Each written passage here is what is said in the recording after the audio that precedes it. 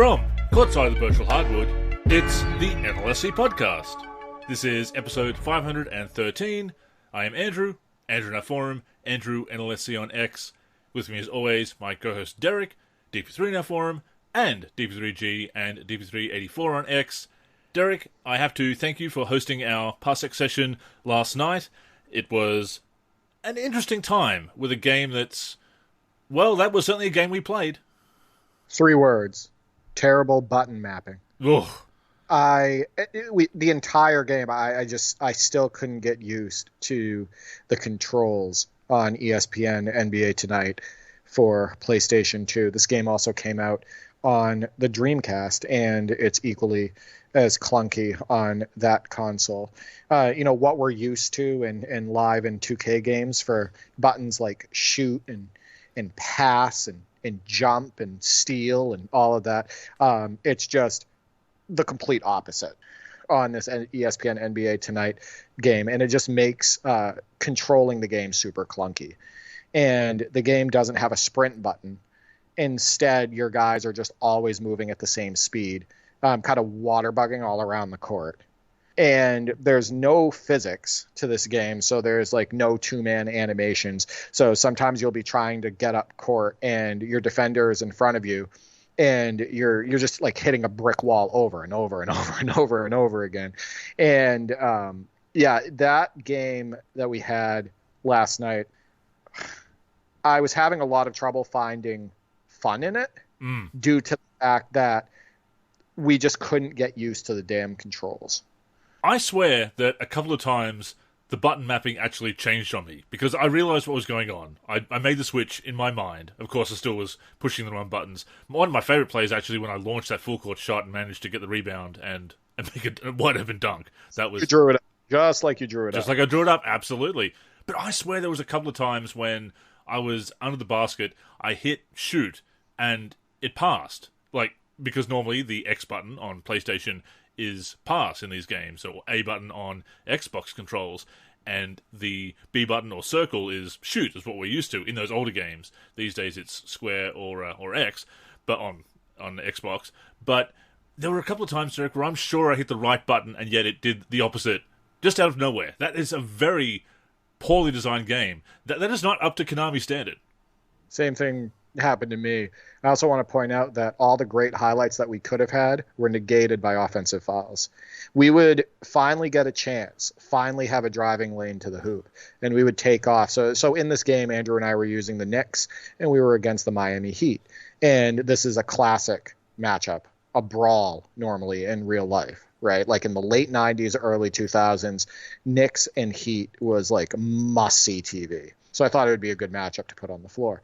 But, we finally get by our guy and we, sky for a dunk with Latrell Sprewell or Allen Houston or Larry Johnson. And I would say probably 90% of the time they called a charge. Yeah. Somehow a computer player would find his way to get in front of us. And the majority of the time he was just standing there in the circle, in the semicircle, and the game would call us for a charge. The only one who I feel like we were able to get some clean dunks off with was Luke Longley. And he had a few dunks where he scissor kicked in the air and his head was at the rim and he threw it down one-handed. The game is just, what word did you use? Unbalanced.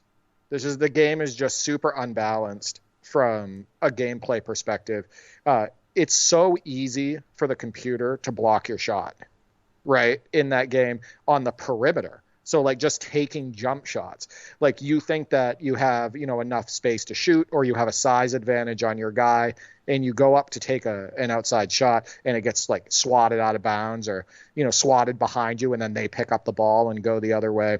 I will say there's a couple of cool things about that game. One, pretty good rim mechanics. I think you would agree. Do you remember that free throw that hit the rim about 4 times and then dropped in? Oh, yeah. Actually, or more. Or more times. More realistic rim mechanics and variety with misses and makes than NBA 2K24. And that's not debatable if you actually watch some of the gameplay footage from this video game. It also has a defensive slide button, which was not in every video game back then. It's the front right trigger in that game. So you can defensive slide as well. So those are a couple good aspects of the game. I also threw a really sweet accidental alley-oop to Latrell Sprewell from past half court. That was awesome. And yeah, you messaged me on X and said, now that was cool. So like both enjoyed that one. I think that the presentation overall is really solid, like the ESPN presentation.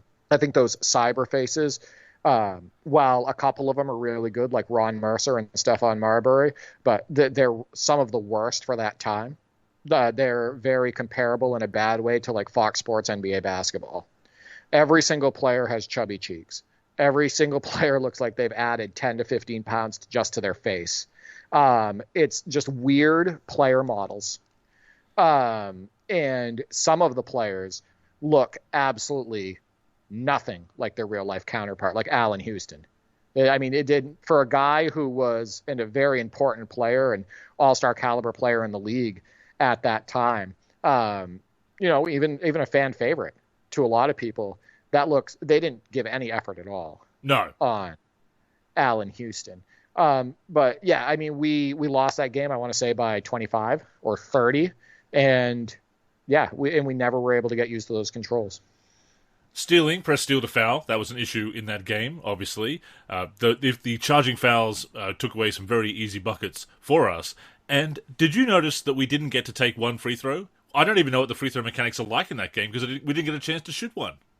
And that's the funny part is we didn't even alter the level in the game. We put it on simulation. It was on normal difficulty. So you would expect that, the computer would foul you at least once, right?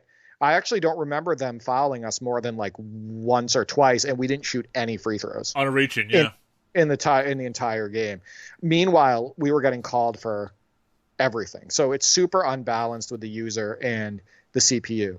I will say that it was nice to hear Stuart Scott on the mic as a commentator in that game. I mean, I think that some of his lines that you've heard him say on SportsCenter and on TV in general, you can hear them in that game.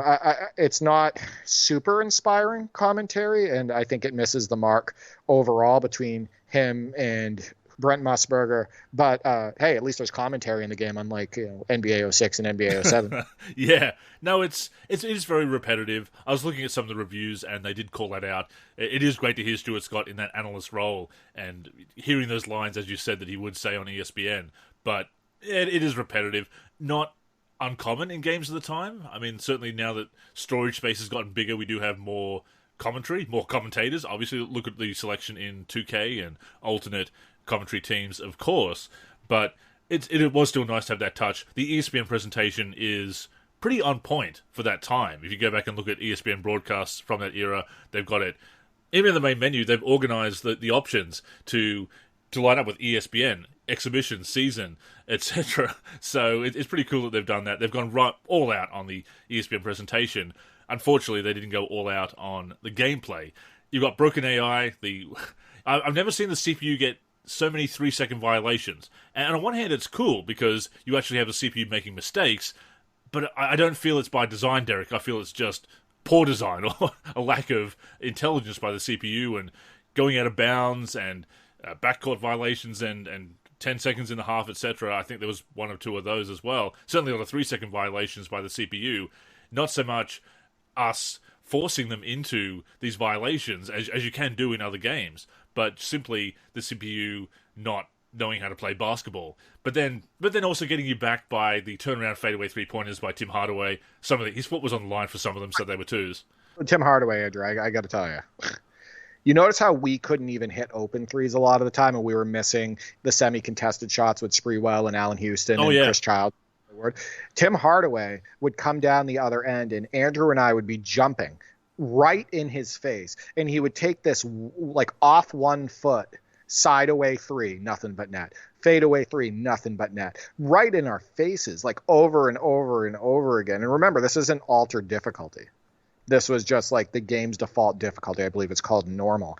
And then Alonzo Mourning too. We were taking pretty good shots with Larry Johnson and missing a bunch of them in the mid-range area. But Alonzo Mourning, was a sniper, Yeah. and he just wouldn't miss anything.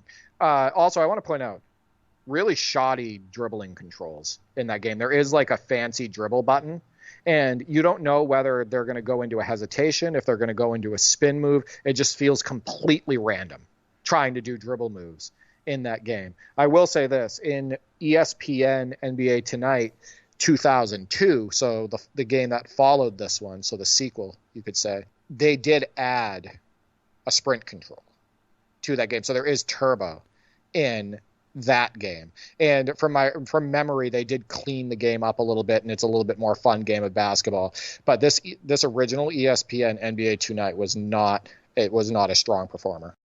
I was looking at some of the review scores. As I said, it was GameSpot gave it 7 out of 10, IGN 6.4 out of 10, and others were like 3 out of 5, and fairly generous scores for what is a very broken game of basketball. Beyond the ESPN presentation, and again, that is awesome, and some of those bells and whistles, the actual between-the-lines action, and that's so important, that balance, being able to actually defend. Like you said, we couldn't defend Hardaway no matter what we did. 2 of us jumping at him at the same time on the perimeter. And look, Hardaway was a fine player. He could knock down some threes, he could take shots, but no, not like that. Not while we're missing easy ones at the other end. But yeah, I just looking at some of those scores and thinking, man, just such generous reviews sometimes. And that still happens today, obviously. There are some reviews that you think, have you ever played a basketball game before? Have you ever watched a game of basketball? But yeah, a very, very rough game.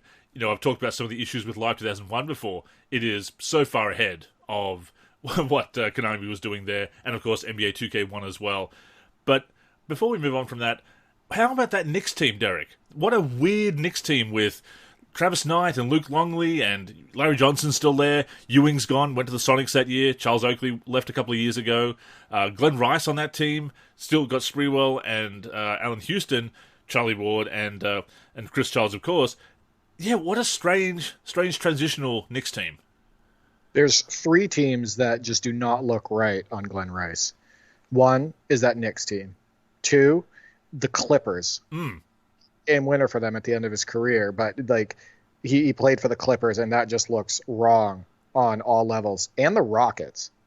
Like Glenn Rice in that red Rockets jersey just looks so awkward. But some people may not remember that Glenn Rice did play alongside Steve Francis, right, and Yao Ming in Houston and whatnot. So, yeah, it is a very strange Knicks team. I also want to point out the best quality in ESPN NBA Tonight for the Dreamcast and PlayStation 2 is the adjustable camera views.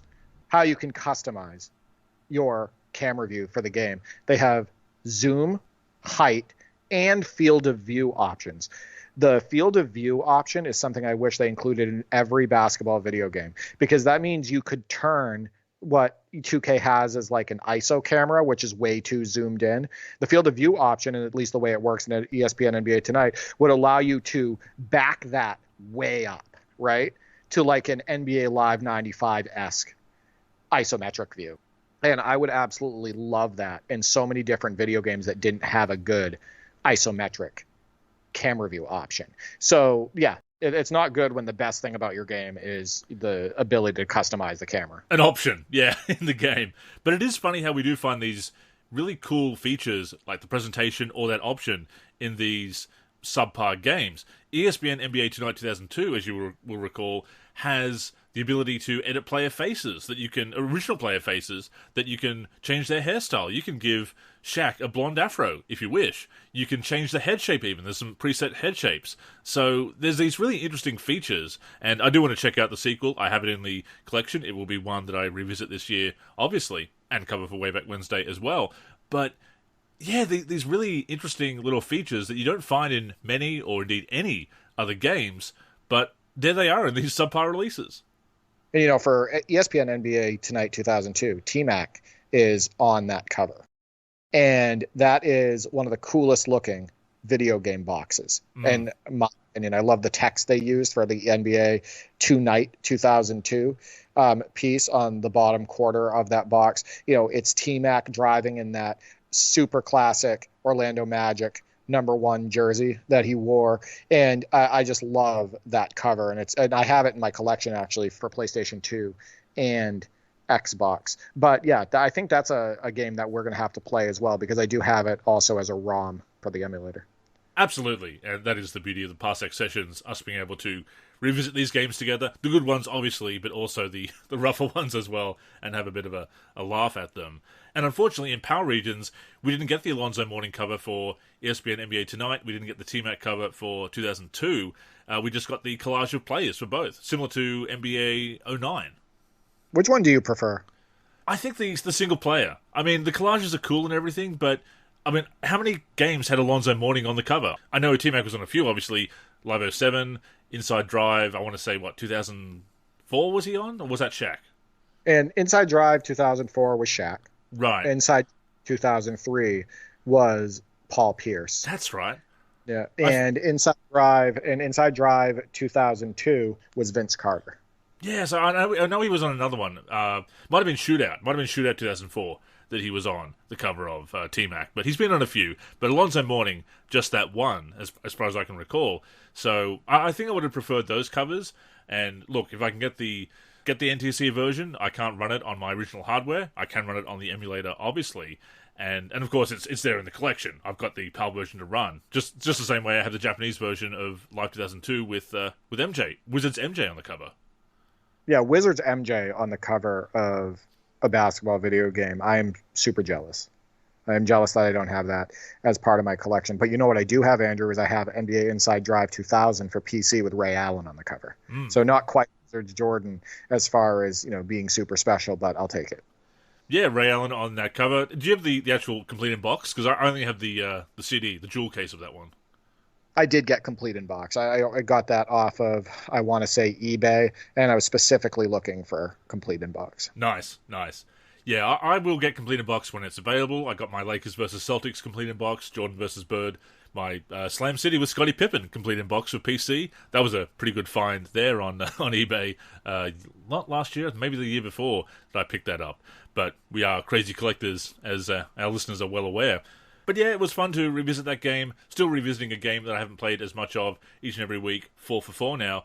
But what else have you been playing?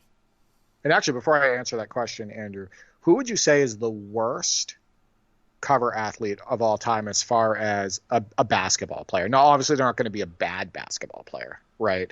But, as far as talent-wise, because remember, Steve Smith was an all-star, but he was the cover athlete for Fox Sports NBA Basketball 2000, right?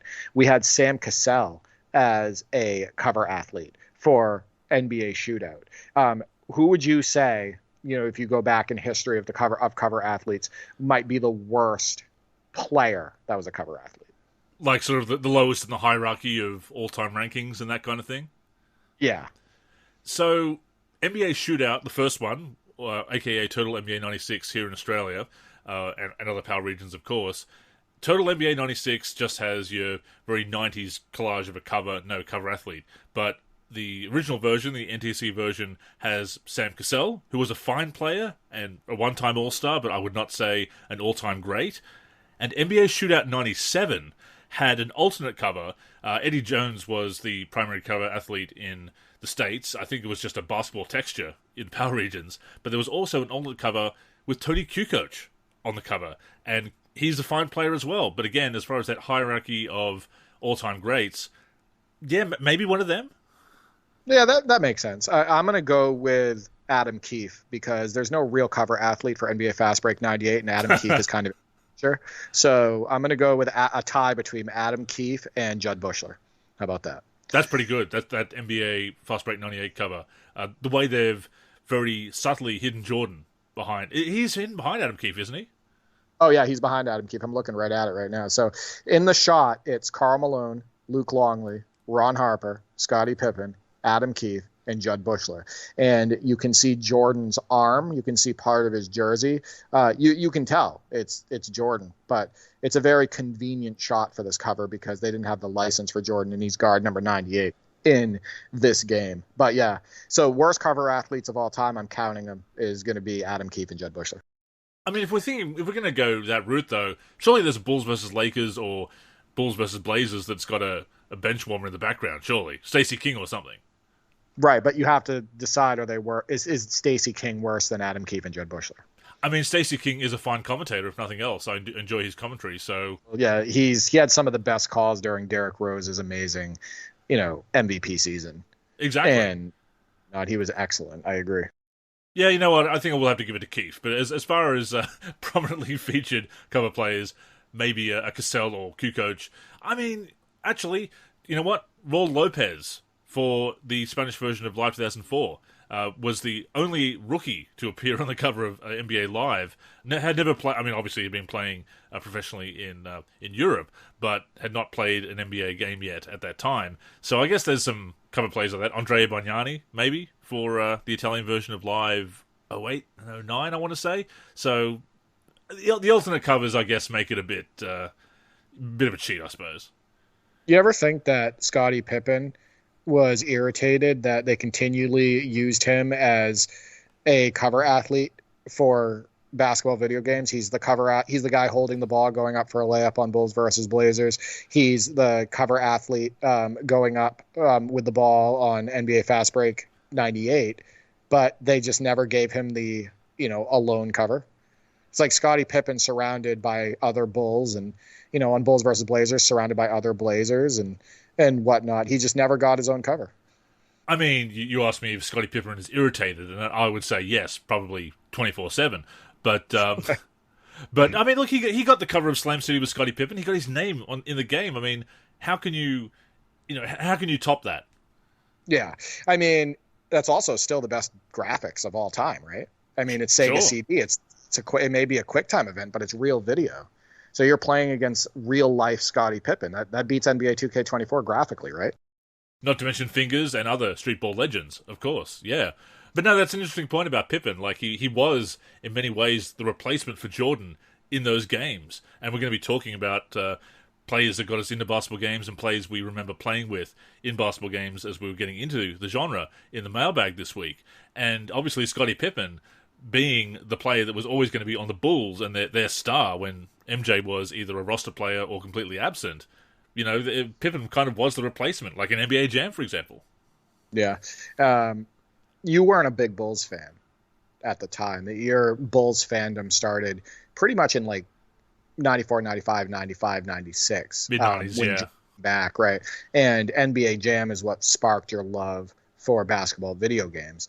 But, yeah, I wonder how you would have taken to the Pippen-led Bulls had you been a fan at the time. Well, I mean, yeah, I was playing Live 95 and kind of getting into that in 1995, 96. So, yeah, I sort of put up with the Pippen-led Bulls because that was what you had to do in games. But, yeah, those Pippen-led Bulls, people say a lot of things like, oh, you just replaced Michael Jordan with Pete Myers and you only were 2 games worse. And, yeah, we can pull all kinds of weird, out of context and unnuanced stats out of the hat there. But, yeah, it's... I'm glad MJ came back. Let's put it that way. Before we go on, a reminder that the NLSC podcast comes out every week on the NLSC, NBA-live.com, as well as our YouTube channel. We're also on Spotify, Apple Podcasts, and other podcast apps. If you're listening on any of those apps, we'd greatly appreciate a review. To keep up with the show and everything we're doing with basketball gaming in general, connect with us on social media. On Twitter and Facebook, we are the NLSC. We also have an Instagram, NLSC Basketball, and on YouTube, we're youtube.com/NBA Live Series Center. Once again, visit us at NBA-live.com, where in addition to the podcast, you'll also find all of our original content, as well as our forum and modding community.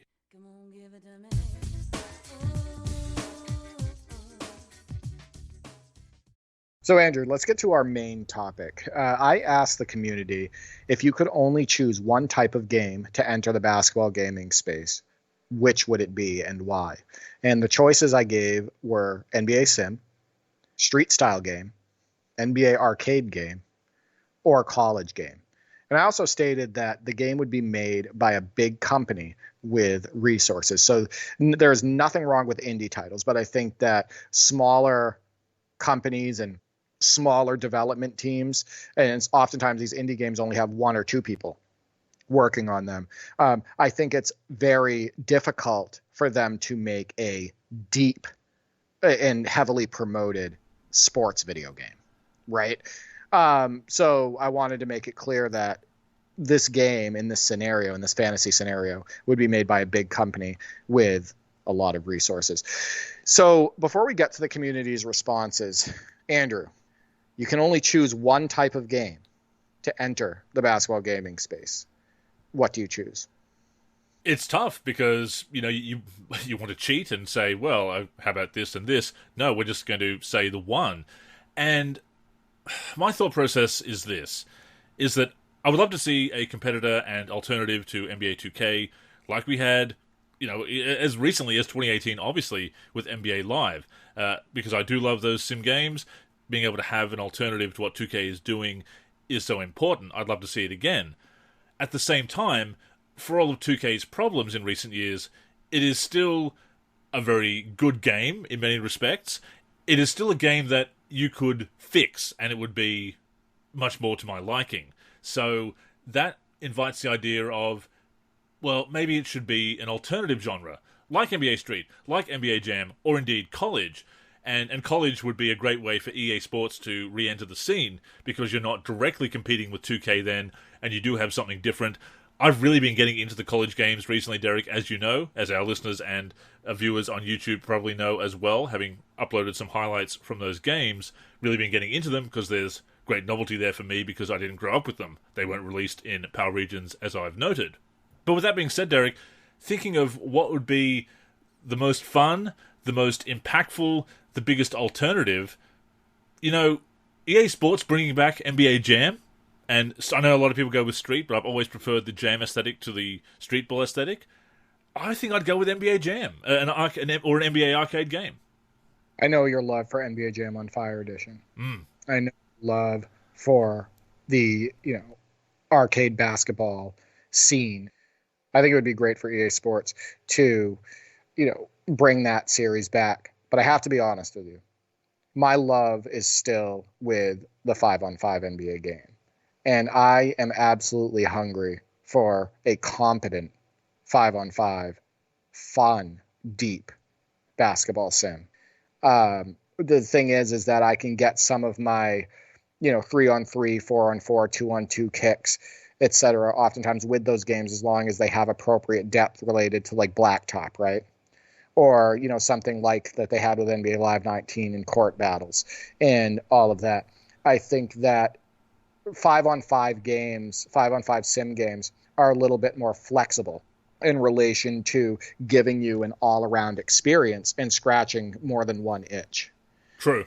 So for me, I'm just, after all of these years of being disappointed with the NBA 2K series, with the direction specifically since NBA 2K20, with what they're doing with the greed aspect of it, with the microtransactions, how they're not being fair to the gamer, just the gameplay mechanics that make the game more frustrating than fun, all of that. Like, I am hungry for that competent, deep 5-on-5 basketball video game. So for me, I'm going to choose that. But if we were to go in order, like if we could put them in order of, on a wish list, I would say first it would be NBA Sim. Second, it would be NBA arcade game. Third, it would be an NBA street style game. And fourth would be college basketball. And I think the reason for that is while, I used to watch college basketball and I've always enjoyed college basketball to some extent, I've never been drawn to it the way that I have been for the NBA game. It's the NBA has always been what I've loved ever since I fell in love with basketball, when I was younger. So for me, the college game would be fourth, but I'll tell you what, if they came out with a college basketball game or a company came out with a college basketball game, I would pick it up on day one. Oh, absolutely. No, and that makes a lot of sense, and we do need that competition in the space. I think that's the challenge of this question that you posed, is that to just pick one when you and I, we remember those days when we had such a large choice, and we still technically do because of our collections, but every year having those new games, and if you didn't like Live, you had 2K. If you didn't like Live and 2K, or vice versa, obviously, if you didn't like 2K, you had Live. If you didn't like either of them, for a while there, you had, a third or fourth, even fourth option. So And then, of course, you had Street and a couple of Jam games, and then even towards the late 2000s, early 2010s, you had at least Jam come out with a couple of titles. So we miss having the competition and the choices in the space, so to pick just one. But I do agree that I would prefer an NBA game to a college game. I too, got into basketball because of the NBA, and I'd even take an NBL game before a college game, but that's not going to sell as well. It'd be pretty cool to see an official NBL teams in a video game. They actually do have some NBL jerseys and so forth in my career, to be able to dress up your player in Australian team jerseys, which is pretty cool. But of course, they are 10,000 VC to get, so forget about that. I'm not playing those modes these days anyway, outside of 2K14. But yeah, I would prefer NBA obviously to college, but I would also play the hell out of a college game if it came out. When it comes to arcade games, would you say you're a bigger fan of the Jam style or the Street style? It's tough. So I loved and one basketball back in the late 90s, early 2000s. I love the street aspect of the game, the street moves that you can do, the slip and slide and, throwing it off the glass to yourself and catching it on the perimeter and then going into a crossover or throwing it off somebody's head and then going by them. I love the tough, gritty nature of street ball. And I think that they captured that perfectly in NBA Street and NBA Street Volume 2. The ability to knock down the opposition, trapping shots, showboating while you're standing in place, etc. So I was a big fan of Jason Williams in the NBA, right? He had a lot of that street ball style in his game. I was a big fan of Steve Francis. Absolutely. Huge fan of Allen Iverson. Baron Davis, loved watching him. He had some of that in his game. And so I guess it depends on what mood I'm in, but I can definitely see myself at times enjoying NBA Street Volume 2 a little bit more than, say, NBA Jam on Fire Edition because of the variety that enters the gameplay and that street ball scene, right? And that street ball atmosphere. Because on NBA Jam on Fire Edition, while I think it's the best NBA arcade video game ever made, on NBA Jam on Fire Edition, you have your crossover and your spin move, right? And you can throw teammates alley-oops. But on NBA Street, you can do a whole bunch of different dribble moves, right? There's a lot more variety in the way you can, make a defender look foolish.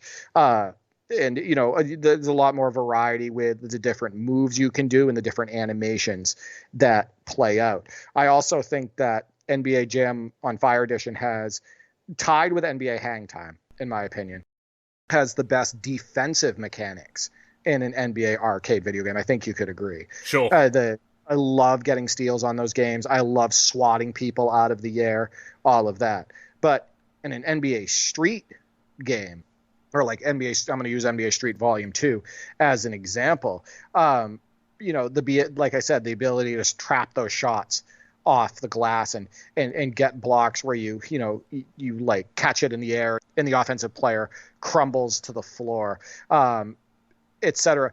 I feel like those street games, while they do have arcade elements like jumping above the rim, like in NBA Street Volume 2, for alley-oops and dunks in general, they have an element that you can tie back more to real life, right? Like your days playing street ball and guys that you watched like Jason Williams, Allen Iverson, Steve Francis, etc. And then if you watch the And One tour, guys like Sick With It and Professor, etc. So it's tough. To answer your question, Andrew, it's really tough. I would probably prefer a new NBA Street game done right than I would an NBA Jam game, but I'm not going to argue against either, the way I would say it. And you are right, the street games did have that focus on dribbling moves because that was the big focus of street ball, breaking ankles, etc. And dunking, of course, is part of it. As you say, there is those exaggerated leaps and fancier dunks, and there are definitely some arcade-style dunks in those games. They are arcade games, without a doubt. But yeah, I mean, I like the NBA Jam style, I guess because it was one of my earliest forays into the virtual hardwood, and I really do love the NBA of that time, obviously, and having that that direct NBA connection, that it's on this fictionalized NBA court, etc. I wouldn't be against a street game. To your point, I wouldn't be against a street game coming back in lieu of NBA Jam. Having something else to play would be really fun, is the the bottom line. But Jam, I just love the aesthetic. Tim Kitzrow's commentary, of course, the catching on fire, having such a simple power of catching fire after 3 consecutive buckets that haven't been goaltended. It's a simple concept, but at the same time, it's not necessarily easy to do, because your opponent, whether it's a CPU or another gamer, will be trying their hardest to stop you getting that 3rd consecutive non-goaltended basket. And of course, then having the other advantages of being able to goaltend, it only lasts for 4 baskets, and then then the fire goes out. So it's very well balanced in the best NBA Jam games. So yeah, I will say, I prefer On Fire, Andrew, like the On Fire system over Game Breaker. I do want to point that out. I love the On Fire system in NBA Jam. I was never that big of a fan of the way Game Breakers worked. Yeah. In Street. So I definitely agree with you there. I also want to point something out. NBA Street, right? Like, in order for me to love that street game, that new street game that came out, and be super pumped for it, it would need to have the NBA behind it. I was going to say, because, obviously, And One Basketball, And One Streetball had And One. Street Hoops, which we played recently, has a few of the players from that tour on there. It's not officially licensed. It does have some And One, or it's kind of like a soft launch of the And One series, I guess, or 2 games, as I've said. But I was going to say, would you still like a street game if it wasn't like NBA licensed? Well, I mean, if it was made right, yeah, I would still love it. Like, I still had a lot of fun with you on Street Hoops. Sure. Like, I think that's a good game. But my love is still with the NBA. And if they came back, I would want it to have the NBA license, where we could use some of the new guys like the Anthony Edwards of the world and Jason Tatum. Wemby. And then also what they did, Wemby, exactly. Imagine how fun he would be. Yeah. In a style game, I'd be using him all the time in order to trap shots off the glass. But then, like they did with NBA Street Volume 2, pay the respect to the legends. Like, on that game, you can use Michael Jordan and Magic Johnson and Bill Walton and whatnot, right? And you can unlock legends and everything. So, like, I think that the perfect street game, if they were to make a new one, would have, the new teams and the representatives that people want to see for those new teams. It would, pay tribute to the classic teams, or at least have classic players in it, legends and whatnot, and then have the depth where, you can, maybe play some sort of tournament or season with somebody locally or online, unlocking player system or an unlocking team system, something similar to, the greatness that was in NBA Jam on Fire Edition and Road Trip, because I don't see why a new NBA Street game couldn't have some sort of a similar unlocking system that was in that Road Trip on Jam on Fire Edition, where you unlock street legends or something like that, or unlock NBA legends. You can unlock fun teams and all of that stuff. There's no reason why that can't be in a street game. So, with NBA Jam, they have Tim Kitzrow, but I am equally pumped up by the on-court hype man in the NBA Street games, right? And the on-court hype man that was in And One Street Ball and whatnot. So for me, like, I love Tim Kitzrow, and I think that he does an amazing job. But like I said, I like the hype man as well. It works for that atmosphere, absolutely. To throw a couple of other wild ideas out there, how about possibly a Big 3 game, or a standalone, maybe a digital release, Legends game, kind of like the Legends Showcase for NBA 2K12, where it's more mini-games and blacktop action and celebrating the legends. What about games like that? Or 2-ball. I'm just kidding. We're not bringing 2-ball back. They already tried that. They tried to create a 2-ball video game, and then it never officially got released. So the Big 3 thing, like, if they made a Big 3 video game, I don't think it would be that popular, and I think that they would be limited as far as the players that they could put in that game. They might be able to get players that are actually licensed for the Big 3 league, but how are you going to convince other basketball legends or current NBA players to be in that video game? And what would you have to pay them, right? Yeah, true. because I think that the big three is still niche. I think that it maybe hasn't taken off as well as they were hoping that it would. And I think as a result, I think you would have trouble getting, other NBA players and legends on board to be in the game that aren't already in the big three league. I also think that you'd have trouble creating depth. No, that is true. You kind of have that specific style. And it reminds me a bit of PBA Slam, that you've got that kind of a bit too niche perhaps for a worldwide release. Yeah, exactly. I have a question for you then. So there's been rumors about the college football game that is supposedly in the works from EA Sports. And, they're talking about offering each player a certain amount of money. And then if that person, if that player says, yes, okay, I'll take that money and you can put me into the game, they'll put him in the game. But then anybody else who says, no, I don't want to be in your video game and they don't take the money, that would be just a generic player. What are your thoughts if that happened in a college basketball game? A mixture of players who they have the license for, so their real life counterpart, and then just generic fill-ins. It reminds me a lot of those games we saw in the early to mid-90s. Your David Robinson Supreme Court, where he is the only real player. Michael Jordan in Flight, where it's MJ and a bunch of fictional players. So it's kind of limited appeal. Different. I think that's different, though, because in those games, you only have that one real player, and then you expect everybody else to be. True. Right? In this case, they're talking about a mixture. Yeah. They're talking, let's say you use Duke and you have three of the starters that are real. So like based on the real life counterpart, and then you have two fictional. Would that hurt your experience? I think it would be very distracting for sure. I mean, obviously, I'm guessing you would still have the ability to rename players and change their appearances and make roster updates. Assuming that is still the case, then you can fix that yourself as in previous years. And of course, to go back to the examples that I threw out there, the other difference, of course, is that Michael Jordan and David Robinson are big NBA stars as opposed to college players and future prospects who may or may not be stars in the league. So, yeah, it is very different, obviously. But, I mean, I draw the parallels, but there are definitely differences too. Yeah, I mean, I think it would be distracting, but like I say, as long as you could auto-generate names or add real names, you could work around it. It is interesting that they're doing that because they're not partnering with the NCAA for their college football game, and I assume they wouldn't do the same for basketball because that relationship fell apart when the Ed O'Bannon lawsuit came about and EA settled and so forth and kind of split from the NCAA over the next few years and haven't made that college sports game since NCAA football 14. And yeah, they are paying to have the schools in the game, the real schools, but not the NCAA branding. So it's going to be more like 2K's college hoops, where it's the college championships, not the NCAA championship, and so forth. And yeah, it's going to be interesting that they're just going to be paying maybe select players, top prospects who...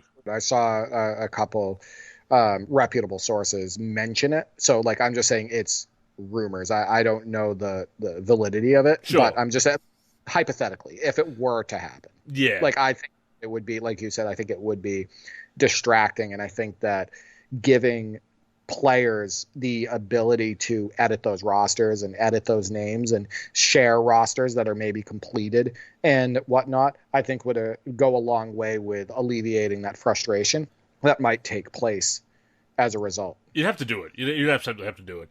And considering how it would be distracting, I mean, look, I'd still love the game, as I'm sure you would, and we'd make the most of it and make those edits and or use community rosters for people who have the passion to do that, because that's a lot of players to rename potentially.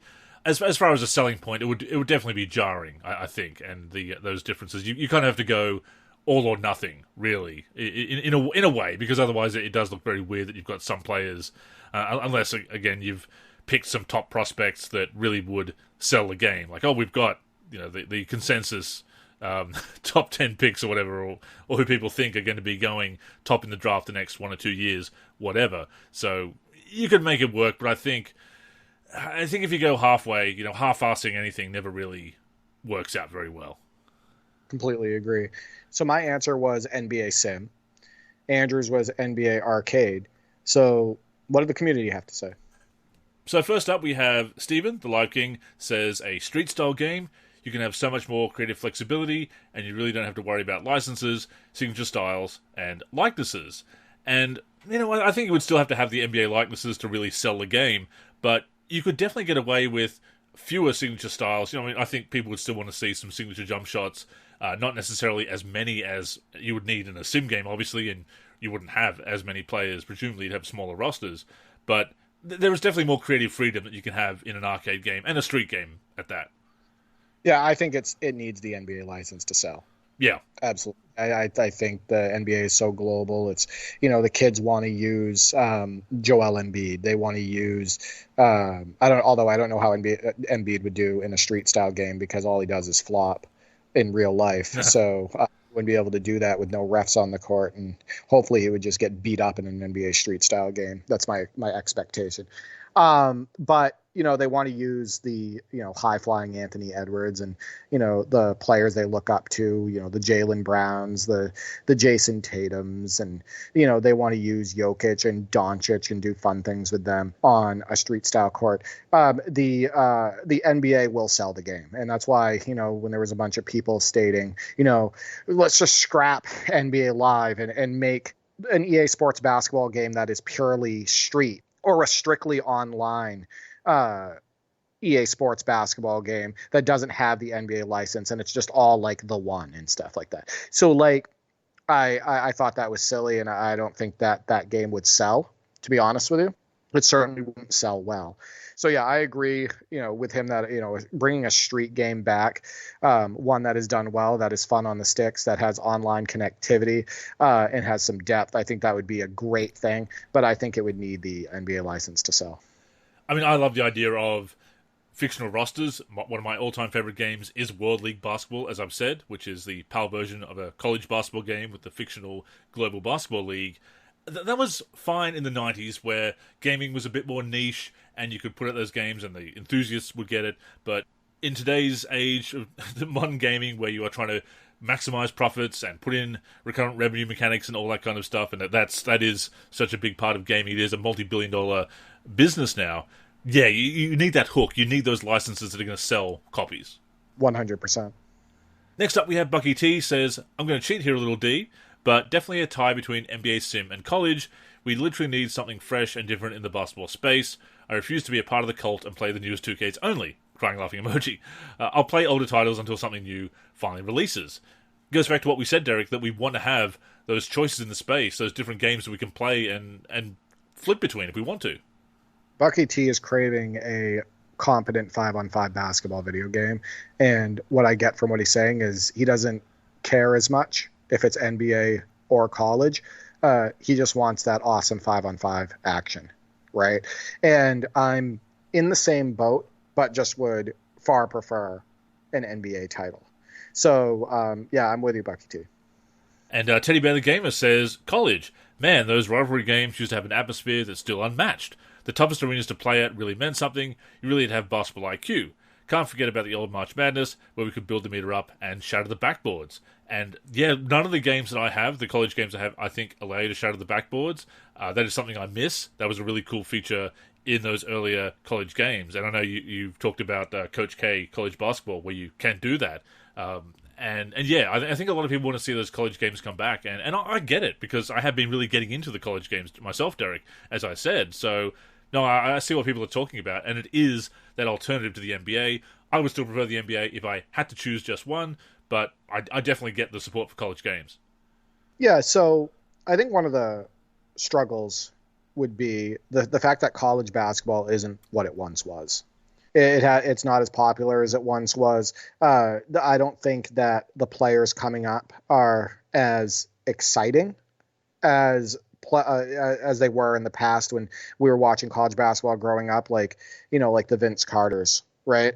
And whatnot. And players are exiting the college scene now after like one season. They're like one and dones, or they'll stay like a max 2 seasons, if that, and then, try to make it either in the G League or, go straight to the NBA. So there's just like a lack of consistency and quality, in my opinion, in the college basketball game. If they were to come back with a new college basketball title, I would hope that just the gameplay is super strong. And even if they don't have real names, if that gameplay is super strong, I will play it and I will upload footage of it and I will connect with you on it and other people in the community. One cool thing about the games like March Madness 08 and NCAA Basketball 09 is that they did put in classic teams, whether they were supposed to or not. They did put in like Magic Johnson's Michigan State team, right? And Larry Bird's Indiana State team. So like that's something that would also draw me into the game, right? I would love to play that content. And if that content wasn't in the game, hopefully they would give us some customization that would allow us to either create our own teams or at least rename the players, move players around, etc. And then, maybe even have a roster download option. So there's a lot of different things you could do with a new college basketball game, but I don't think college basketball itself is strong right now. No, that's a great point. Yeah, it has to sell ultimately, so that would be the drawback. But like we said, we would absolutely play it, love to modify it. I've been getting into those classic teams, as you know. That's actually been my main draw to the college game, playing with those makeshift classic teams and renaming those players, going through and renaming those players. And if they were to do that, and you also have that agreement with the NBA and the Retired Players Association, maybe you could actually get some actual NBA players if you can license them on those teams, on their college teams, maybe. But again, I'll say this too. Comes down to the gameplay, Andrew. Of course. It's got to have strong gameplay. Like, look how frustrated we've been with like NBA 2K24 and whatnot. We don't even want to put that game on. It doesn't matter about the depth that it has, right? It doesn't matter about the all-time teams and classic teams. All the players that you can possibly get if you're lucky in my team. It doesn't matter that it has the full NBA license and everything. If the gameplay is poor, the depth doesn't matter. Right. So if they ever came back with a college basketball game, I would just want the gameplay to be fun. Oh, absolutely has to be. Gameplay has to be paramount, for sure. OG Billy Cook and Just Ryan also throw their support behind a college game. So the support is definitely there, but again, we are, of course, hardcore basketball gamers, Derek, and basketball fans. Getting the casuals and the larger market might be a bit more of a challenge. Oh, no, I definitely agree with that. And also the push to get everybody online, right? I think that it would be harder to do in a college basketball title. What type of career mode or player lock mode would you put in a college basketball game that would allow people to upgrade their player like in NBA 2K and then take on other players, right? Like, or in team up with other players. Like there's obstacles with a college basketball game that they're not facing with NBA titles. Well, I mean, as long as you put enough Crocs in the game and other cosmetics to buy, apparently it'll work. Right. What are the college kids wearing today? I don't even know. Yeah. Who cares? Okay, boomer. Okay, millennial. Staring down the barrel of 40 as I am. But Royce over on Facebook gave a very detailed and thoughtful answer. I do apologize. I'll be paraphrasing some of the points. Says it's super tough, which it absolutely is, because we asking for just one when we'd love to see a whole galaxy of basketball video games. Says, I guess I would like to see another NBA sim or street-style game or an arcade game. No disrespect to the college game idea. And look, obviously there is that support for the college game, but I think at the end of the day, another NBA sim to compete with 2K, to be an alternative at the very least, or a street or arcade game, is going to provide something different and appeal to the NBA fandom, as we've said. I think people just want to be able to get their hands on another basketball video game, right? Like a competent basketball video game, preferably one that has the NBA license, but if not, a college basketball game, and they want to just be able to have fun on the sticks. And unfortunately, I do not think that NBA 2K is delivered for years. And Royce also mentions that with a new street-style game, would prefer to have that more like the first two games. Says a home court game would be fine, but with an updated roster of NBA and WNBA, but would prefer those first two games. And look, I do like home court. I did post that video, I think it might be over a year ago now, actually, by request from a couple of people on our YouTube channel. But I do think that the series did peak with Volume 2, and of course you had MJ in that game as well, which is always going to earn it extra points with me. So I would agree that the style of the first two are superior to V3 and Home Court. Yeah, I think that Home Court has some disadvantages to Volume 2. Volume 2 is in crisp 60 FPS, right? It's a smooth gameplay experience. And, Home Court, which came out years later, is, 30 FPS. So that hurts the quality right there.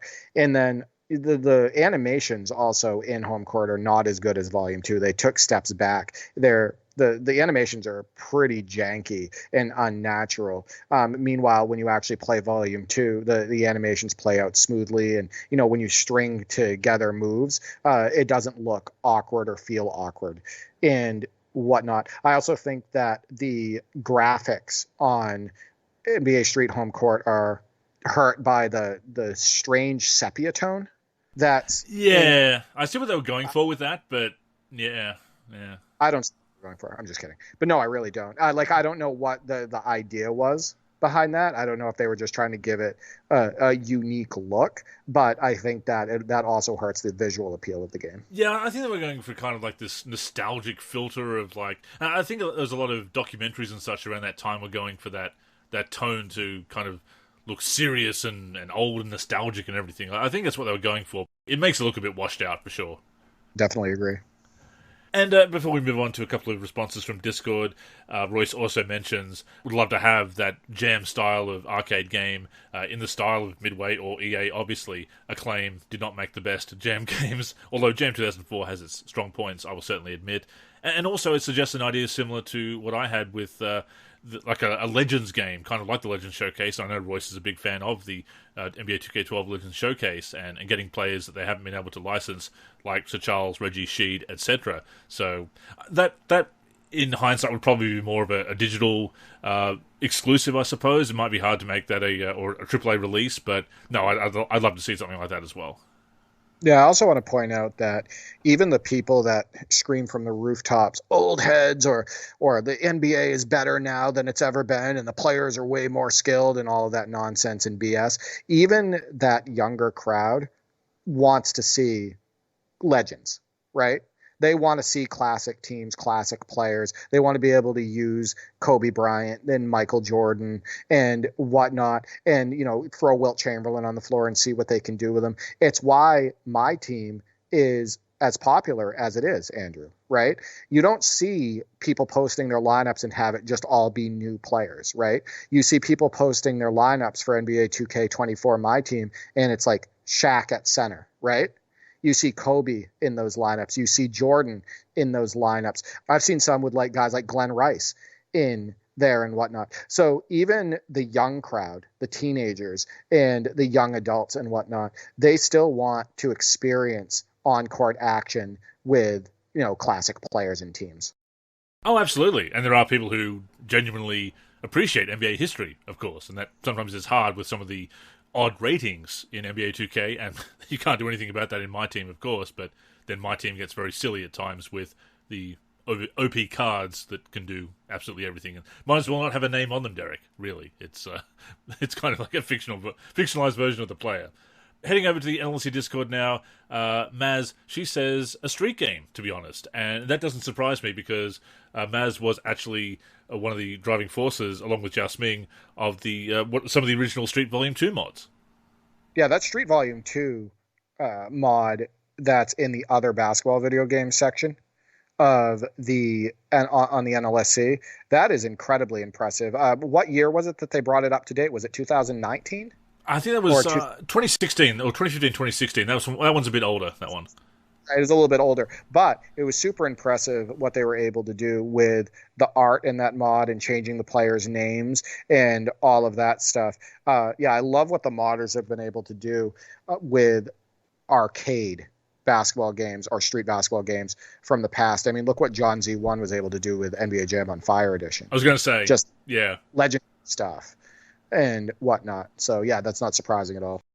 And finally, Avery says there hasn't been a proper sim since 2K14. So yeah, I think he would prefer an alternative in the sim space.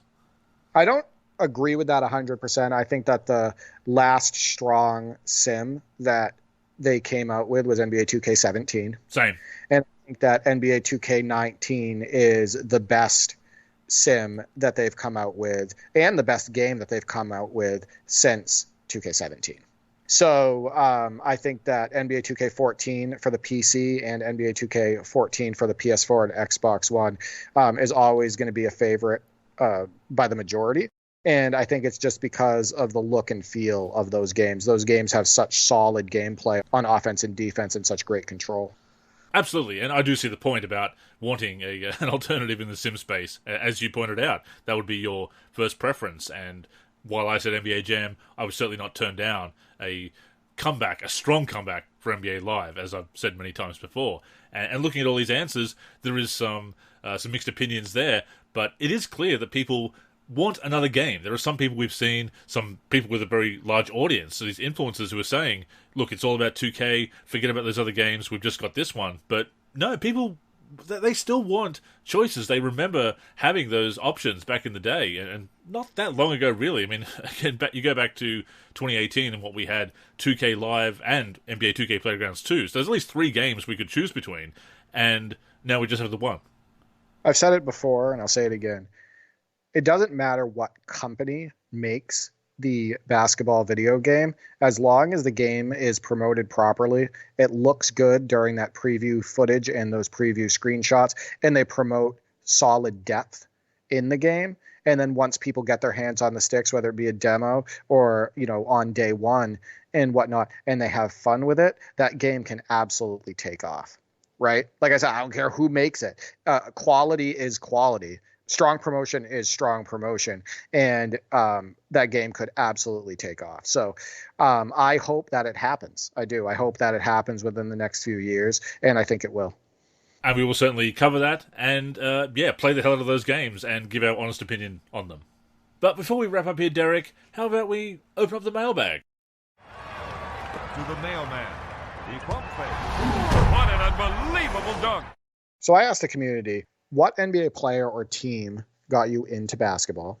Also, which basketball player historically has been your favorite to use in video games? So I'll start this one off, Andrew. The team that got me into basketball was the Boston Celtics. And from when I was super young, some of my earliest memories were, D. Brown winning the slam dunk contest in 1991 during his rookie year. Larry Bird during the 1991 playoffs versus the Indiana Pacers, bouncing his face off the floor and then, coming back and willing his team to victory. Had some great memories watching the Boston Celtics in the 90s, even the teams that, finished poorly record-wise, like the 96-97 Celtics. Loved watching players like Rick Fox and Dino Raja and Never Nervous Purvis Ellison. And, when we picked up Todd Day, not one of my favorite players, but, we cheered him on and everything, the short stint there from Chris Corchiani, the Sherman Douglas years and all that. Like, I have a lot of memories watching the Boston Celtics growing up. And of course that sparked my love for the NBA as a whole, because, watching every single Celtics game, I was also watching other NBA teams, started to, really enjoy watching players like, Dominique Wilkins and John Stockton and, players like that weren't stars, like guys like Blue Edwards and whatnot. And I loved basketball video games too, as a result, games like Double Dribble and Jordan versus Bird and Bulls versus Blazers. And then after that, those games like NBA Showdown and NBA Jam, and NBA Jam got me into that arcade basketball scene. And, then that's just, it was always NBA all the time. And it still is with my life today. My first ever favorite player was D. Brown. That's where D for 3, the name, comes from. Second favorite player was Allen Iverson. And then it just kind of goes from there. Historically, my favorite player to use in video games is probably Kobe Bryant to be honest with you. I usually like to throw Kobe on the floor because of his skill set in real life, because of his ability to, his awesome dribbling, his ability to cross over and do fancy moves with his dribble. Also his ability to get to the basket and rise up. He's had some great dunks in his career, and it's nice to, to do that on the virtual hardwood. He's also, posterized players, like when he posterized Dwight Howard and whatnot. And then when he was younger, posterizing Ben Wallace and everything. So he was also able to, posterize defenders. And what's more fun than executing a posterizing dunk, Andrew? But, he could also, hit the long ball and pull up in the mid-range and post up. It's why he's so fun to use in basketball video games. It's just that all-around skill set. So what about you?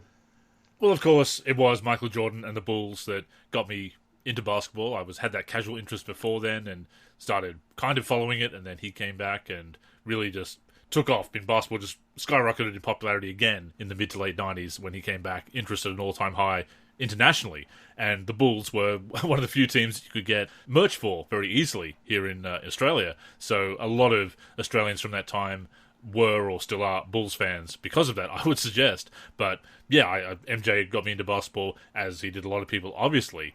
And as far as the virtual hardwood, I mean, he wasn't in the games that were coming out when I was growing up, when I was getting into basketball gaming. To that point, creating him every year was kind of the ritual every year, at least for a few years there, with the second three-peat. And what I loved about Live 96, obviously, there were parts that stood out, that he was a creative player, didn't have a portrait, didn't have biodata.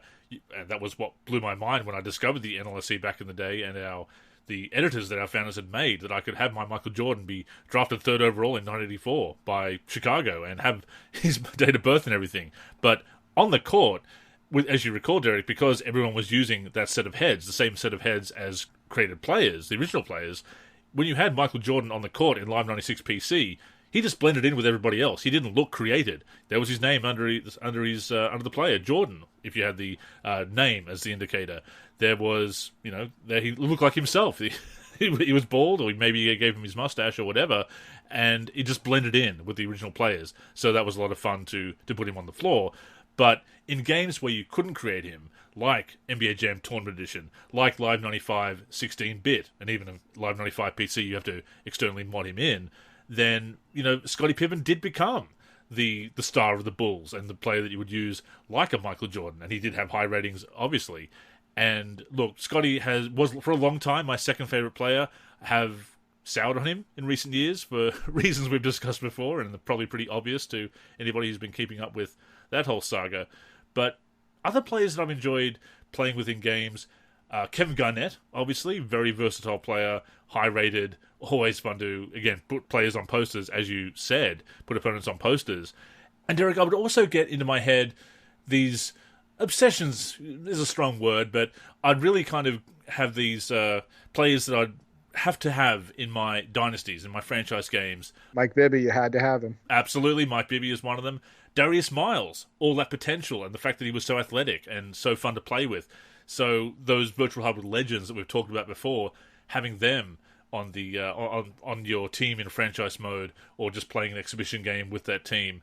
So I loved having those players that weren't stars, but there was just something about them. They were either future stars or they would become. They were much better on the virtual hardwood than in real life or whatever. But yeah, obviously, it goes back to MJ at the end of the day. But no, there's definitely some other players I enjoyed playing with. Antonio McDyess. Antonio McDyess is a player that I was kind of pegged to be my next favorite player when MJ retired in 1999, actually. So I was really happy to see you post that clip of him in Live 97. McDyess was a very entertaining player. So, and of course, being the forward and center that I was playing growing up, I kind of did have that bias towards him, I guess. And look, a player like Hakeem, etc. And you know what? Shaq. It is still fun to throw down a Shaq attack in an old game, a new game. Dunking with Shaq never gets old on the virtual hardwood. You and I always loved that Sean Kemp archetype. Yeah, which is Kemp too. Yeah, yeah. Well, like Antonio McDyess, those power forwards who could put the ball on the deck and face up and throw it down in traffic, right? Like the Stromile Swift, who didn't have the mid-range shot that McDyess and Kemp had, but that type of player where, you want to get the ball in the high post or in the low post, attack the basket and do just some loud dunk on somebody. Exactly. Those players are super, super exciting. And I've always loved that player archetype. And also this love for, the Celtics for me and D Brown, and that sparked my love for playing basketball. Right. And I would assume it's the same for you as well. That made me want to go out into my driveway and pretend I was those players. Definitely. And playing on those teams. And, I'd count down a fake end of game clock or the end of a shot clock, and I'd put up a wild shot. And if I went in, I'd pretend that the crowd was cheering for me. Right.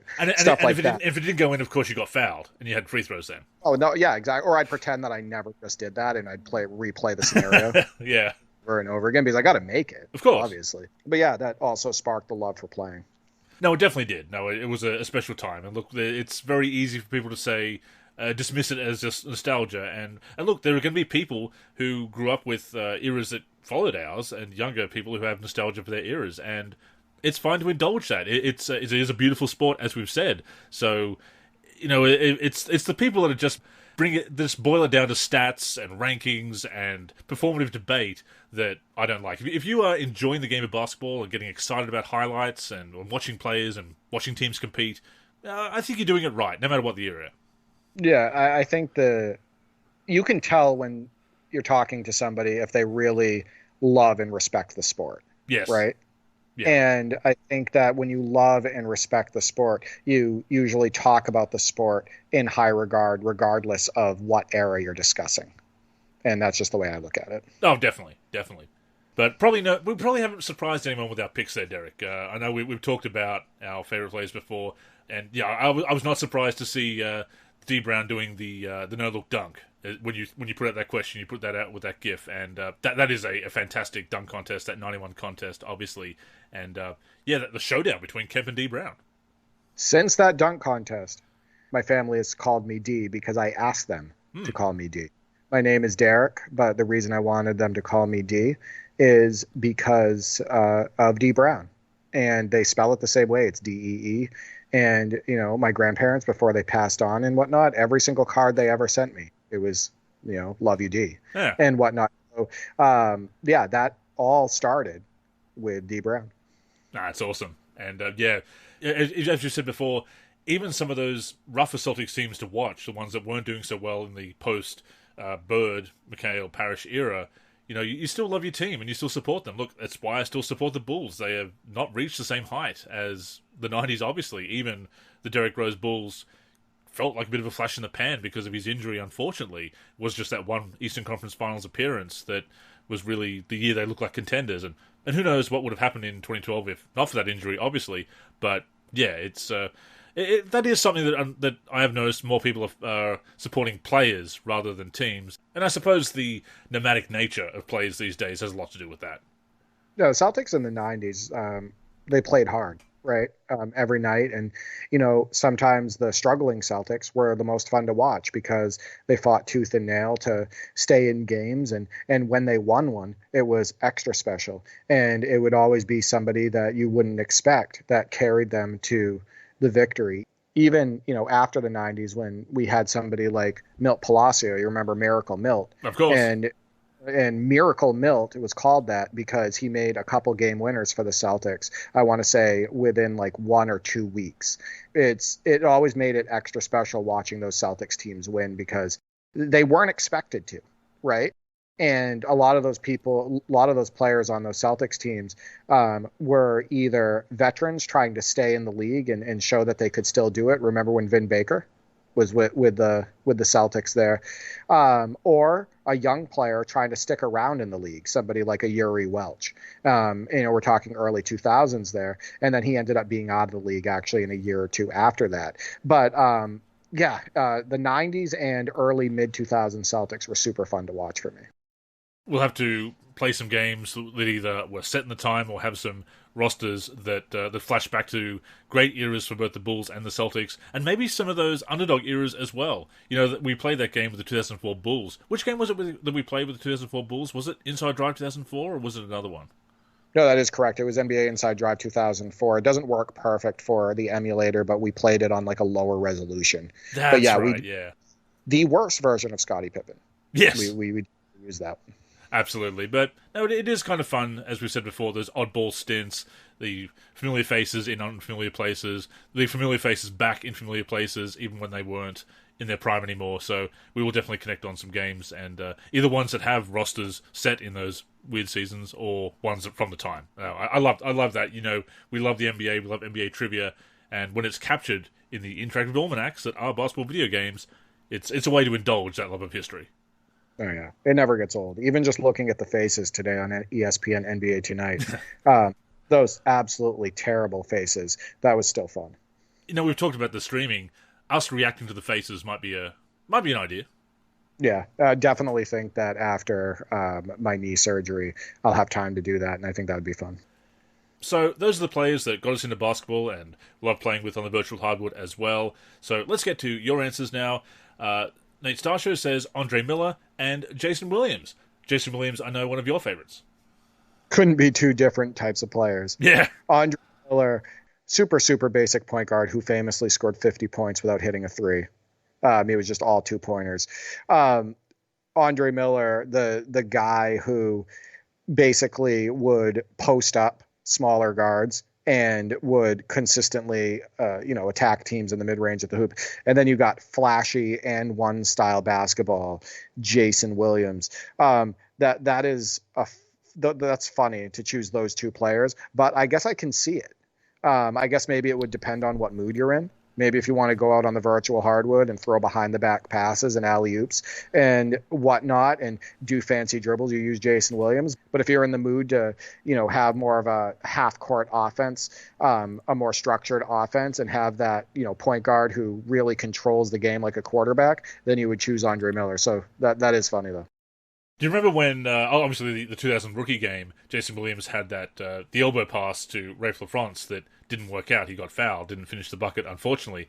But in that same game, Andre Miller got booed when he did that wide-open layup, and then he dunked on a later play, and people in Oakland there, the fans, they weren't going to let him forget that he laid it up in the opening floor the previous time.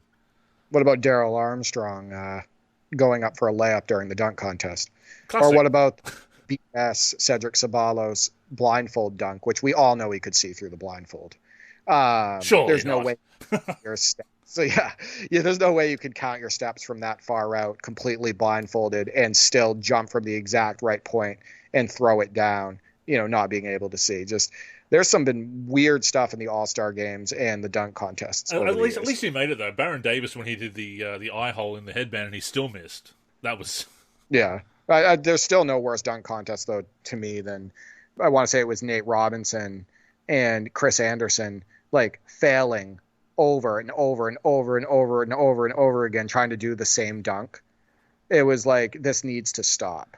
Like it was that slam dunk contest where there was no limit to the amount of attempts that you could basically make on a dunk. And it was agony trying to finish that. Was that 2007? Around mid-2000s, somewhere. It was in 2000s. Yeah. Bucky T says, I'm an 87 baby, so I've seen MJ play, but I have more memories of Kobe and Iverson. I'd say both of them, while MJ was definitely the igniter in my basketball interest, and the movie Space Jam made me see MJ as a hoop god as a kid. From OG Lives to 2K, I always loved playing with Iverson, which again, you love playing with Iverson too. I also do, but it does bother me that he has that leaning dunk package in 2K. After you said that, I fired up 2K14, went into the practice court, and with 2001 Iverson, and yeah, what's up with that? I mean, he could leap, he could dunk, but not like that. They always give him leaning slams. Every time I play an NBA 2K, one of the 2Ks over the last, decade or so, I always expect to get a leaning slam from Allen Iverson. Yeah, it looks weird on him. Iverson's always great to use in video games because of his crossover, because of the way he could dribble the ball, and because he is incredibly fun to drive to the hoop with. And they always make him super quick and fast in video games. So yeah, good choice. And another vote for Allen Iverson comes from Jason Paul, at that J Paul. Allen Iverson got me truly into basketball in the 97-98 season, and then it's recent, but Jimmy Butler is probably my favorite to use in a video game. Smooth shot, great layup package, and great defender. Yeah, Jimmy Butler does have a sweet shot in the newer NBA 2K video games. Unfortunately, I just don't like the shooting in these games, so it's not really fun for me to shoot with anybody. But I can see somebody liking the use of Jimmy Butler in video games because, like, he is a ball hawk. He can get those steals and whatnot. And his personality in real life is good for the game, in my opinion. He's a competitor, right? He goes out and plays his hardest every night. And he's like a dog on defense and on offense. So, yeah, I think he's good for the game. All-around players are always fun to play with in basketball games. You can do it at both ends, and it's a great skill in real life, obviously, great attribute in real life, but on the virtual hardwood, yeah, it's a lot of fun as well. The Cyber Athlete says the 88-89 Cavs and also the Phoenix Suns years with Charles Barkley. So that's an interesting dichotomy there. But yeah, those 89 Cavs, I mean, there was some talent on those Cavs. Yeah, those Cavs are really fun to use in video games when they are available in video games, and they were obviously entertaining in real life because in 88-89 they still had Ron Harper, right? So that's an upgrade at shooting guard from Craig Elo. Even though I do like Eggs, I think that he was a good player, and he's also fun to shoot with in video games. But Ron Harper gives you more variety on offense in video games and when you watch them in real life. But yeah, the Cavs with, Larry Nance being able to, fly to the hoop and throw it down, and Brad Daugherty, one of the best passing big men of all time, and he had that mid-range shot and that sweet little hook shot in the post. They had obviously had Mark Price, one of the greatest shooters of all time and greatest floor generals of all time. He's always fun to watch, and we watch a lot of YouTube games of those Cavs when we can find them. And Mark Price is just one of the most underrated point guards in NBA history. So I definitely see that. And he mentioned, the Barkley Suns, in 92, 93, obviously, how can you not love watching that team? Kevin Johnson is super electric point guard, electrifying point guard. And Richard Dumas, they were calling him like Baby Irving back then, Andrew, because of how he skied to the hoop and the way he would throw it down. They also had Cedric Ceballos on that team as well. And Thunder Dan, who was a great two-way player, right? And he could light it up from anywhere. So, yeah, two really good choices. Thunder Dan obviously raining threes on me at your hands from beyond midcourt. I'll do it again, Andrew. Yeah. Rock, Jeff Cortinas says the Orlando Magic and Penny. I never looked back. It'd be great if we could do that incredible spinning step back he did in a game. I've tried it, Derek, but it's tough with the mechanics. I haven't found a game where it's really possible to do. I kind of pulled off a weak version of it in Live 18 Ultimate Team, but yeah, you just need the right animations, and Penny was incredible. That would be a good use of pro play, right? Right. Penny Hardaway, ridiculous step back that we really haven't seen done since, at least to that difficulty level. I can't argue with that. Those Penny Hardaway Magic teams, when he was healthy and whatnot, a 6-7 point guard who saw the floor the way that he did, who pushed it on the break, who had a sweet looking outside shot, who was the perfect counterpart for Shaq at that time and whatnot. Yeah, like those Orlando Magic teams are so fun to use in video games, primarily because of Penny, because he controls the ball more than Shaq, right? And you're getting out on the break with Penny and whatnot. So yeah, that's a great choice. Incredible duo, short-lived in real life, obviously, but yeah, in video games, a lot of fun. Heading over to our Facebook page now, Sixth Man of the Year says that Vince Carter and the Raptors got him into basketball, but as far as players that he likes using in video games, says it's kind of odd, but Dallas Mavericks, Michael Finley. Speaking of hitting shots against me from beyond half court, Derek.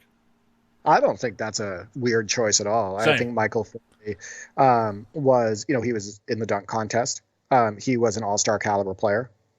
He had a sweet-looking outside shot. Even up to the end of his career, his shot form didn't change when he was with the Spurs and Celtics and whatnot.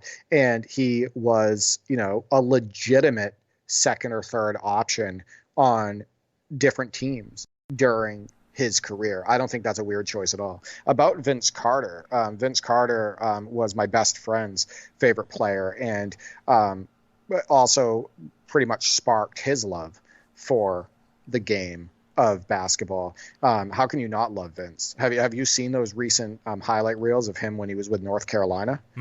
Ridiculous. He was ridiculous in college, and then in turn he was ridiculous in his young career in the NBA. So yeah, can't argue with those two. And Michael V says, for the player and team that got you into basketball, Jordan and the Bulls, and Penny and the Magic, and Penny is also favorite to use in video games as well. Yeah, Jordan and Penny. Obviously, they also loved playing together in that charity event. I'm sure you've seen the footage and whatnot. And Jordan was Penny's idol as well. So yeah, I think that's a great combination. Ron says Jason Kidd and the Nets got him into basketball, and T-Mac is favorite to use in video games. And big names from the early to mid-2000s there. People forget about how great Jason Kidd was as a player. He was Mr. Triple-Double when triple-doubles were more challenging to achieve in the NBA. Leading the Nets, turning them around, leading the Nets to those back-to-back finals. And T-Mac, again, the injuries derailed his career. Still had a very good career, Hall of Fame career, but there was a time, Derek, when we were debating Kobe or T-Mac. Yeah. I mean, there was talk between Kobe, T-Mac, and Vince Carter. Sure. Actually. All three of them. What an exciting time for shooting guards in the NBA, Andrew.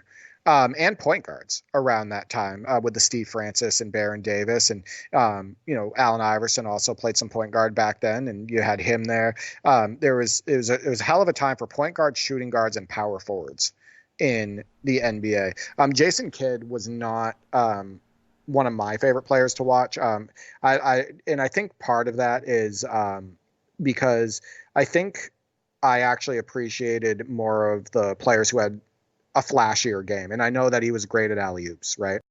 And he was a good passer. But aesthetically, the way he dribbled the ball didn't catch my eye the way players like Jason Williams did, right? And Steve Francis and whatnot. And I'm not saying that those guys are better players than Jason Kidd, but I'm saying as far as like viewing and also using that player in a video game, I would probably go for those flashier players who had those dribble moves and the nice looking pull-ups, because Jason Kidd never had a nice looking shot. Let's be honest, Andrew. No. That shot is not a good look. They called him Ace and Kidd for a reason.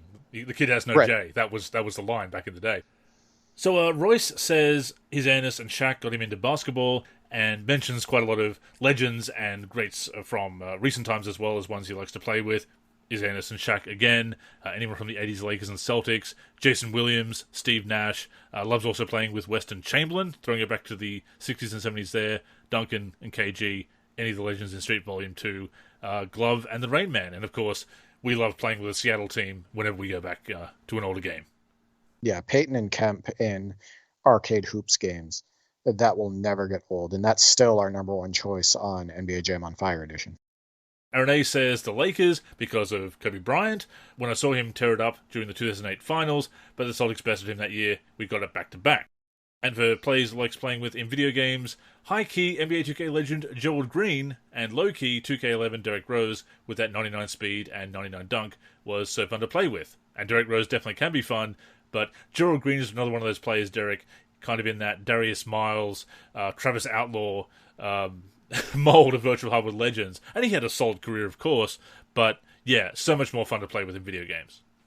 Yeah, I remember my NBA 2K14 video that I uploaded when I was playing the Xbox One version of that game, and I was just skying with Phoenix Suns version of Gerald Green, throwing it down on alley-oops, throwing it down in traffic. One of those highlights actually made the top 10 and whatnot. So yeah, Gerald Green and players like him, like you said, of that archetype players like Darius Miles and Desmond Mason is another one. Those guys have always been fun to watch in real life and use in video games. And remember that alley-oop that Gerald Green caught in real life where his head is literally above the rim. And he threw it down. That's one of the highest jumps I've ever seen on a dunk in my entire life. Dio says MJ and the Bulls got him into basketball, but New Jersey era Vince Carter is his favorite player to use. And once again, another vote for Vince Carter there. Not surprising. Titus says T-Mac and Damian Lillard.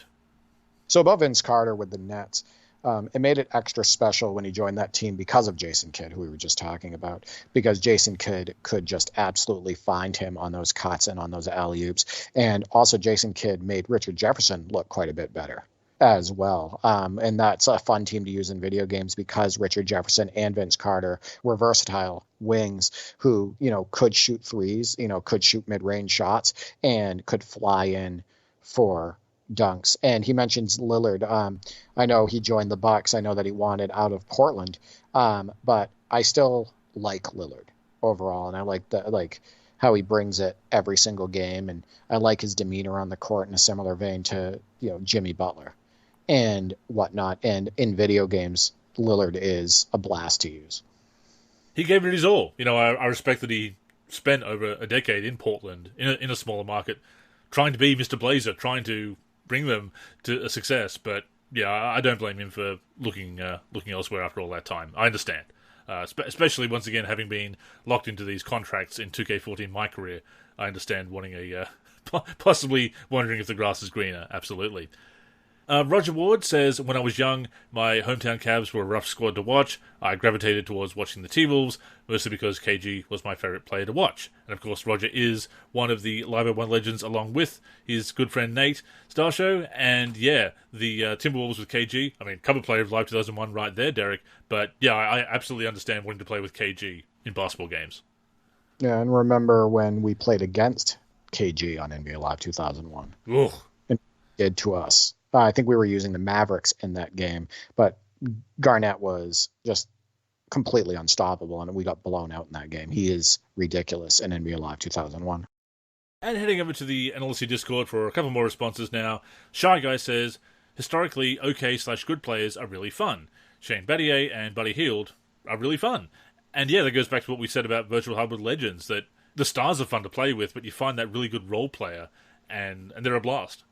Yeah, I think it depends on the video game. If there's a video game that, Shane Battier can shine as a shooter, you know what I mean? Like if the game has good shooting mechanics and whatnot, and, he's where he should be on the court when you're not using him, basically he loved those corner threes, right? Like Shane Battier was awesome on those corner threes, whether he was with Houston or with Miami, Memphis, etc. So those, as long as the game complements that player's skill set, I think that they can be fun to use, both on offense and defense. And Buddy Hield, he has a quick release, so it's always fun to use Buddy Hield in basketball video games. I think it was NBA 2K23 where he was one of the first players that I put on the floor when I was using regular NBA teams, and I was running him off of screens and hitting him right off the screen and shooting with him. And it was a way that I was testing the game's play calling and how much space they'd have to shoot and whatnot. So Buddy Hield is fun based on his shot form, in my opinion. And the last word this week belongs to NBA Live Dude, and these words I certainly agree with. I feel that you will too, Derek. NBA Live Dude says, Michael Jordan, he just made the game look like art.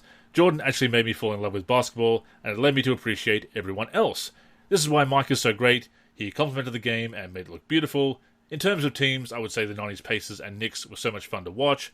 In terms of video games, I always loved a good mid-range guy like Melo, Pierce, and McGrady. Basically guys who patterned their game after Mike.